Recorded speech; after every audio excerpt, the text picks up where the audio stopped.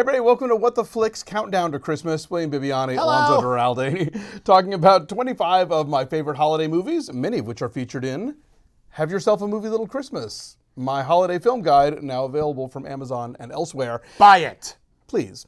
Today we're talking about Paul Feig's, I'm not sure if this is his directorial debut, but it comes before his breakthrough with Bridesmaids and after his cult success as the creator of Freaks and Geeks, 2006's Unaccompanied Minors. Take a look.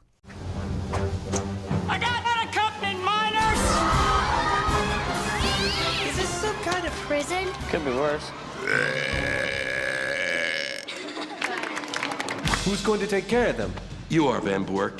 Give me 5. I'll be in my office watching your every move on camera. Merry Christmas. My children are trapped in an airport on Christmas Eve. Do you have any idea how miserable they must be? The nightmare has begun. Okay, during the break we checked. It's not Paul Feig's directorial debut, but it was his first film for a major studio. I like this movie a lot, and I have found it difficult to convince others, including you, apparently. Yeah, I had not seen this movie until you recommended it to me. And I was like, cool, all right, I'll try anything. And I sit down and watch this movie, and it's a movie, you probably saw it in the clip, about a bunch of kids who are traveling at the holidays.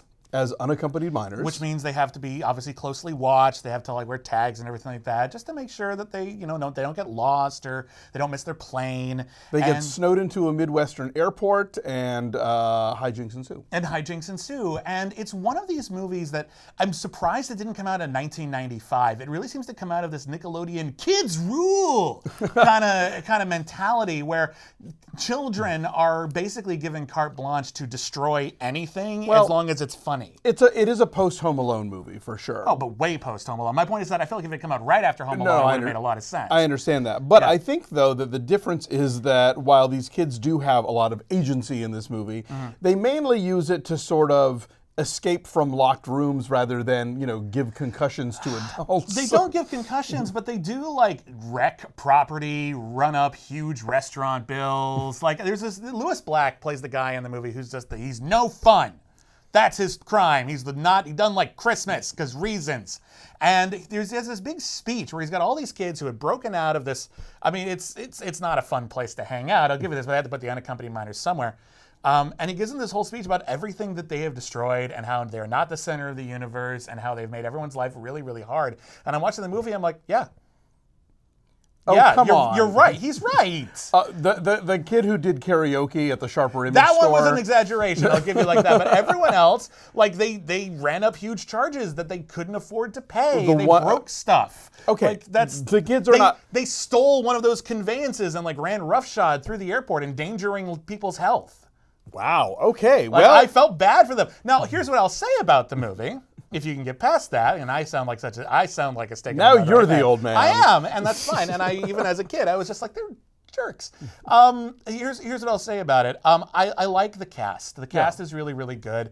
I like just generally the premise is a lot of fun. Just the idea of being stuck in an airport, which is hell. The worst place to be on Christmas. I know, and finding a way to find adventures out of that. I can totally appreciate why this movie would be likable. It just errs a little too far on the side of as everything is okay as long as a kid does it. Well, I think I will grant you that what the kids, the original hijinks are a little on the bratty and destructive side. But eventually they are there for each other. They are there for the lead character's little sister to make sure that she, gets a Christmas present and, can still believe in Santa.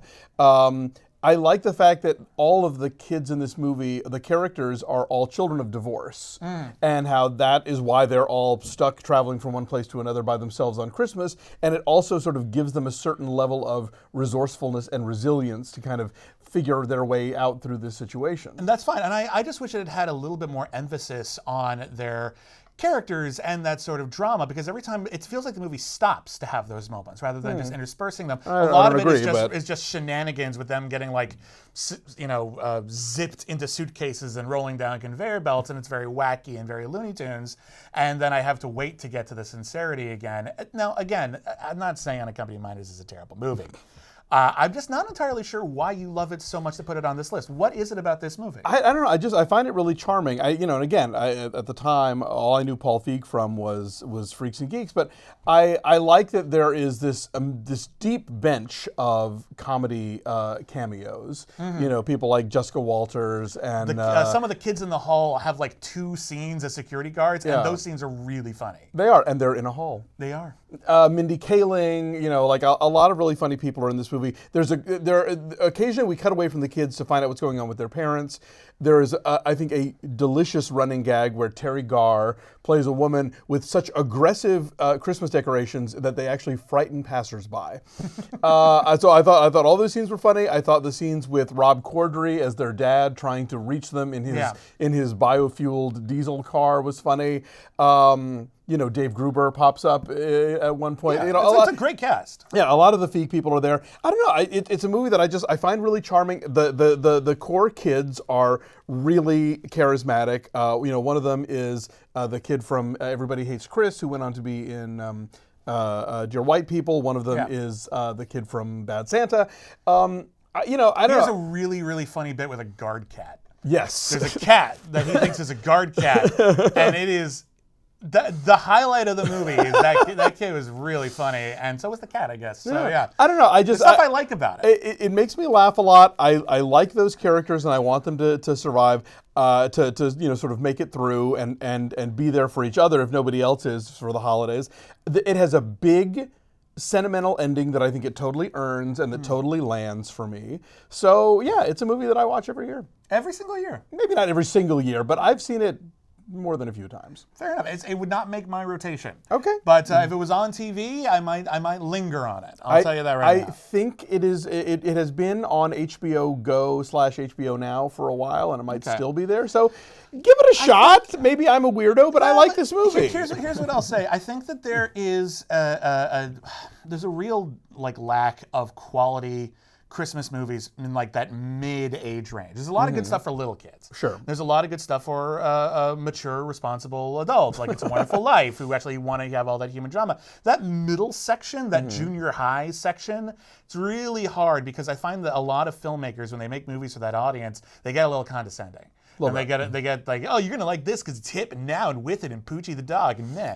And I get a whiff of that here, but for the most part, I see people really, really trying to make something very sprightly, very engaging for a demographic that is often underserved by the studios. Well, so I do appreciate that. I think it's funny. I think it's heartfelt, and I think we know from Freaks and Geeks that Paul Feig is really good at casting young people.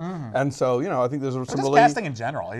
Find a sour note in his cast. No, absolutely. So there's some really strong performances here, and sweet, and it's oddly enough based on a This American Life story by a woman who later said, "I never thought when they made a movie of my life I would be played by a teenage boy." There you go.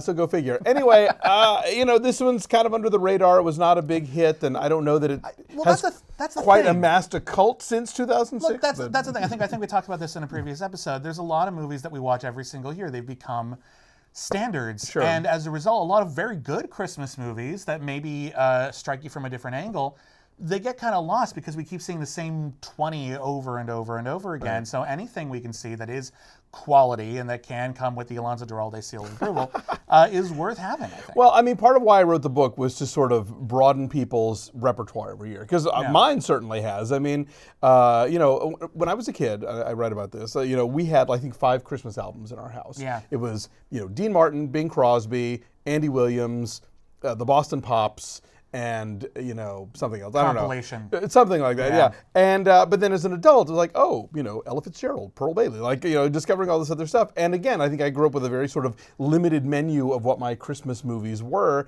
And between just the stuff that comes out every year, some of those stick. But also just this vast catalog of older movies that don't necessarily get classified as Christmas movies, but I think totally earn their place in the canon, and people would enjoy going back to them every December.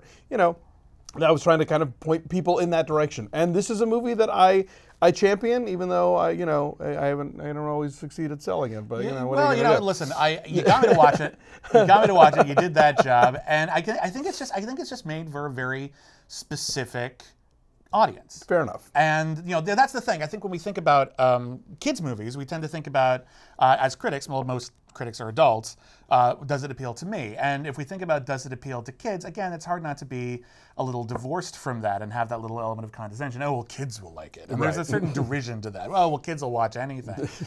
So trying to get yourself back into that mindset of when I was in 10th grade or something like that, and when this was actually kind of about me and my generation, can sometimes be a little difficult, especially if my experience at the time was a little atypical. I didn't particularly like all of the kids rule genre of movies because they just didn't really speak to my experience, but that doesn't mean that they're bad.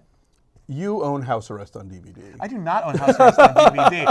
That said, that's a perfect example, though, where those kids are kidnappers and everything's fine. No, I was too old for that genre, so I was not subjected to it in my youth, thankfully. Yeah. All right, thanks for watching. We're going to be here every day until December 25th with more holiday favorites, so Merry Christmas. Happy holidays.